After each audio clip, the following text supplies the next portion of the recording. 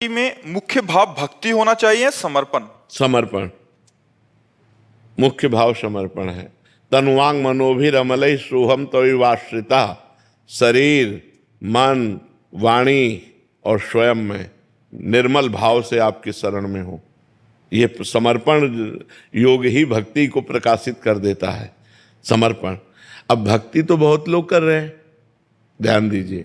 ठाकुर जी की सेवा, आरती, पूजा, पाठ, दान, पुण्य, जो भक्ति के बाहरी लक्षण हैं वो कर रहे हैं, लेकिन अपने को भगवान का मानकर नहीं, भगवान से कुछ लेने की इच्छा।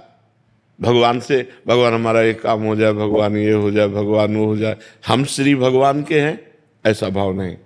हम श्री भगवान के हैं, ये सब कुछ श्री भगवान का है। नाथ सकल संपदा तुम्हारी, मैं सेवक समेत सुत नारी। पूर्ण समर्पण, तब भक्ति योग जागृत हो जाता है। नहीं तो फिर ये सब करते हुए भी देखे गए हैं कि उनमें स्थिति नहीं है। ठाकुर जी की सेवा कर रहे हैं, सब कर रहे हैं, लेकिन स्थिति नहीं। स्थिति है धन में, स्थिति है व्यसन में, स्थिति है मान प्रतिष्ठा में, ठाकुर जी में नहीं।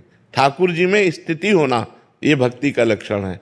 वो कब होता है? जब समर्पण होता है। समर्पण कब होता है? जब हम भगवान की नवधा भक्ति करते हैं। श्रवणम, कीर्तनम, स्मरणम, विष्णुपाद सेवनम, अर्चनम, वंदनम, दास्यम, सख्य आत्म निवेदनम। आत्मनिवेदन का मतलब समर्पण। जब ये नवधा भक्ति होती तब प्रेम लक्षणा भक्ति का जागरण, और जहाँ प्रेम लक्षणा भक्ति का जागरण हुआ तो भगवान का साक्षात्कार हो जाता।